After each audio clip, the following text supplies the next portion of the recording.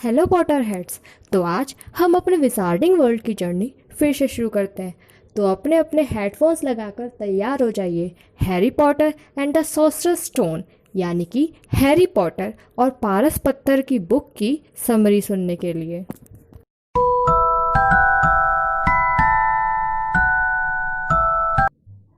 Chapter 5 छूमंतर गली। Harry सोच रहा था कि वो सपना देख रहा है, लेकिन जब सुबह उठकर उसने हैग्रिड और एक उल्लू को अखबार लाते हुए देखा तो वो बहुत खुश हो गया। जब उल्लू हैग्रिड को चोंच मार रहा था तो हैग्रिड ने हैरी को बोला कि हमारे कोट की जेब में से उसे 5 नट्स दे दो। नट? हैरी बोला। हाँ हाँ, कासे के छोटे सिक्के, हैग्रिड ने जम्हाई लेते हुए कहा। हैग्रिड खड़े होते हुए बोला, जल्दी करो हैरी, हमें तुम्हारे लिए सामान लेने भी जाना है।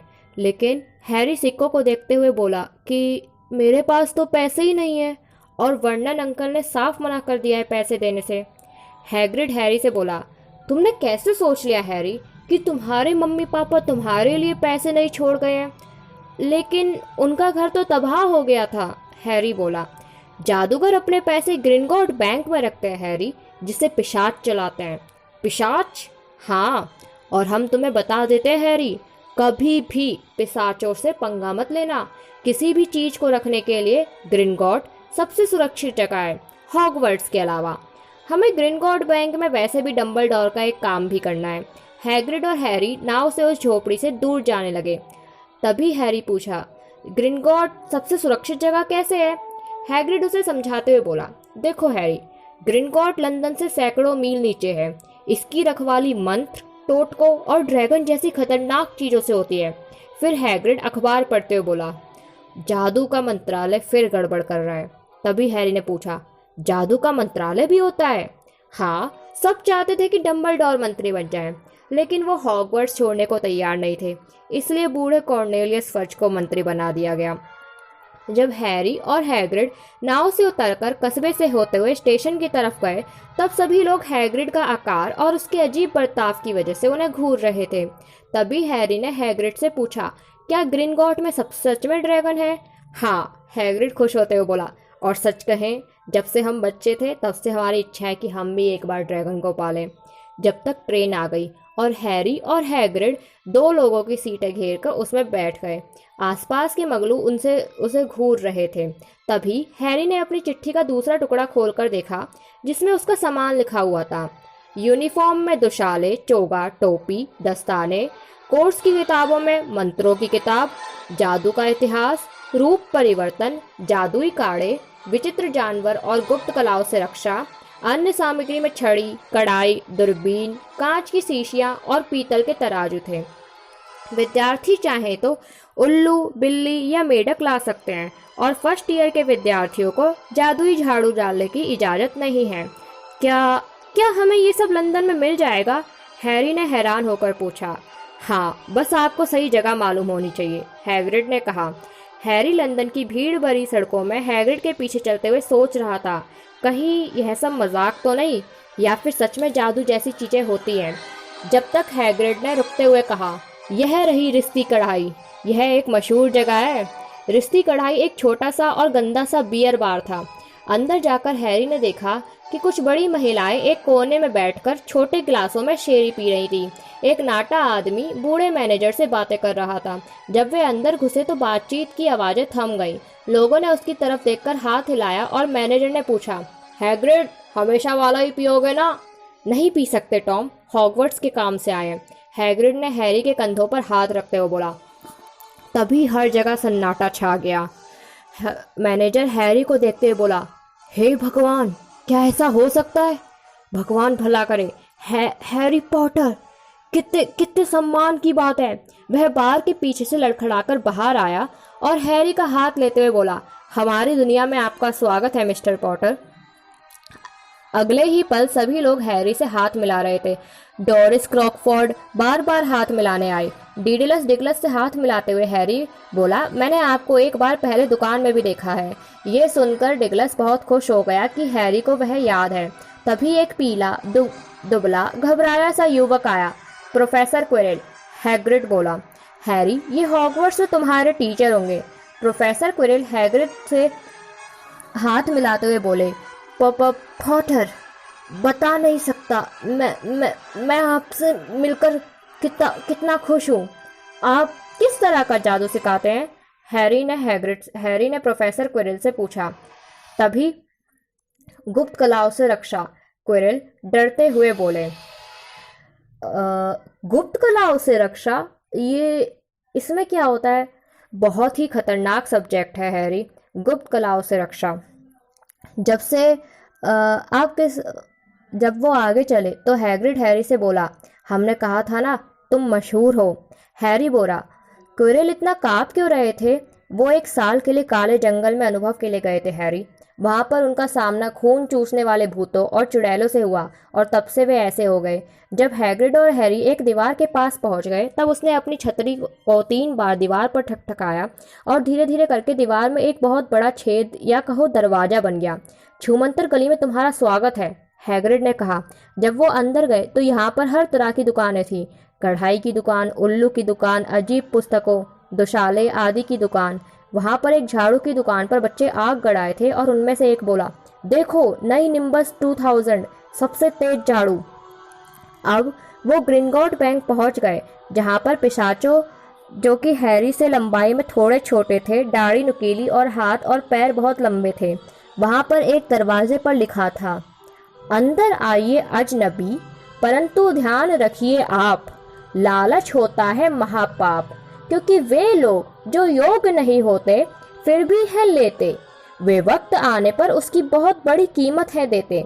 इसलिए अगर आप खोज रहे हो फर्श के नीचे वह खजाना जो आपका नहीं है, तो चोर महाशय आपको चेतावनी दे दी गई है, रहना सावधान, आपको खजाना ही नहीं कुछ और भी मिलेगा, इसका रखना ध्यान। हैग्रिड ने एक पिशाच को अपनी जेब में से टटोलकर एक सुनहरी चाबी निकाल कर दी और कहा, एक और काम, हम डंबलडोर की चिट्ठी भी लाए, तिजोरी नंबर 713। उस पिशाच ने एक ग्रुपुक नाम के पिशाच को बुलाया जो उन्हें एक दरवाजे तक ले गया जहां पर सकरे गलियारे थे और छोटी पटरियां बिछी थी। फिर एक गाड़ी आई जिसमें बैठकर वो लोग तेजी से अपनी तिजोरी की तरफ बढ़ने लगे। वे लोग और गहराई में उतरते चले गए। गाड़ी धड़धड़ाती हुई तेज चल रही थी जिसकी वजह से हैग्रिड की हालत खस्ता होती हुई दिख रही थी। जब ग्रिपहुक ने एक दरवाजा खोला तो हैग्रिड इशारा करते हुए बोला, सब तुम्हारा है हैरी। हैरी का मुंह खुला रह गया। वहां पर सोने के सिक्कों के ढेर, चांदी का अंबार और कांसे के सिक्के तो अनगिनत थे। हैग्रिड ने उसे समझाया, सोने के सिक्कों को गैलियन कहते हैं। एक गैलियन में 17 चांदी के सिक्कल होते हैं और सिक्कल में 29 नट। हैरी ने कुछ सिक्के ले लिए और फिर हैग्रिड बोला, अब तिजोरी नंबर 713 पर चलो। फिर वो और गहराई में उतर गए और एक तिजोरी के सामने रुके जिसे ग्रिपहुक ने अपनी उंगलियों को ठोककर उसे पिघलाकर खोला। हैरी को पूरा विश्वास था कि इस भारी सुरक्षा वाली तिजोरी में असाधारण चीज होगी, लेकिन अंदर एक भूरे कागज में लिपटा छोटा सा गंदा पैकेट था जिसको हैरी ने अपने कोट की अंदर वाली जेब में रख लिया। वे अब बैंक से बाहर आए और हैग्रिड ने उससे बोला, चलो तुम्हारी यूनिफॉर्म लेते हैं, और एक दुकान की तरफ हाथ हिलाया जिस पर लिखा था मैडम मेल्किन के दुशाले। हैग्रिड ने उससे बोला कि तुम अंदर जाकर यूनिफॉर्म ले लो, हम जरा खुली हवा ले लेते हैं, क्योंकि गाड़ी से उसकी हालत खराब हो गई थी। अंदर उसे दुकान में एक लड़का मिला जो कि अपने दुशालों का नाप दे रहा था। हैरी को हेलो कहते हुए वह बोला, हॉगवर्ट्स, मेरे डैडी बुक खरीद रहे हैं और मम्मी जादू की छड़ियाँ देख रहे हैं। क्या तुम्हारे पास उड़ने वाली झाड़ू है? हैरी ने ना में सिर हिलाया। क्विडिच खेलते हो? हैरी ने फिर ना कहा।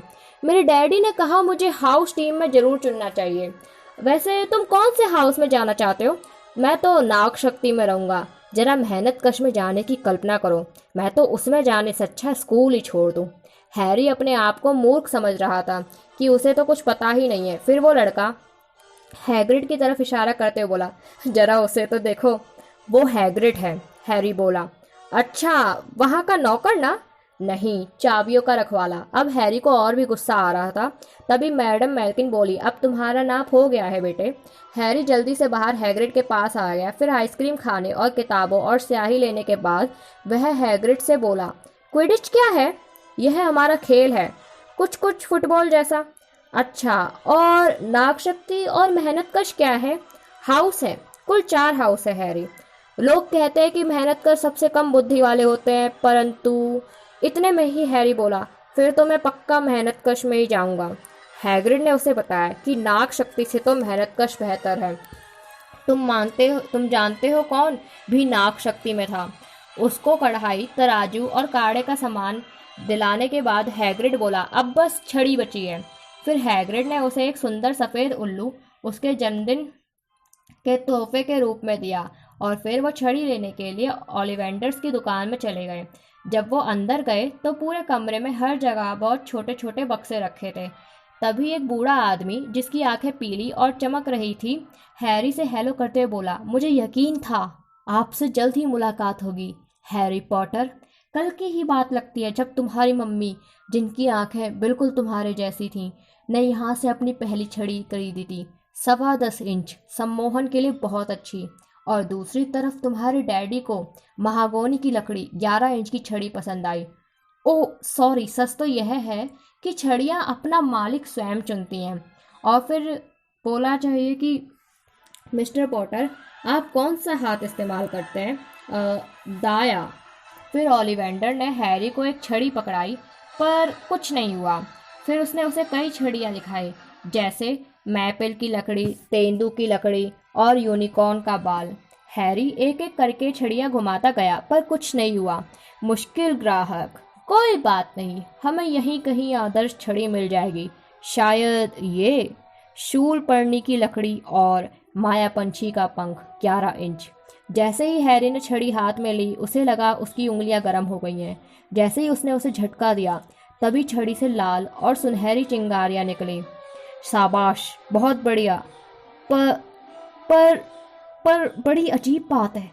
माफ़ कीजिए, पर क्या अजीब बात है? हैरी ने कहा। तभी ओलिवेंडर बोला, मुझे वो हर छड़ी याद है जो मैंने बेची है।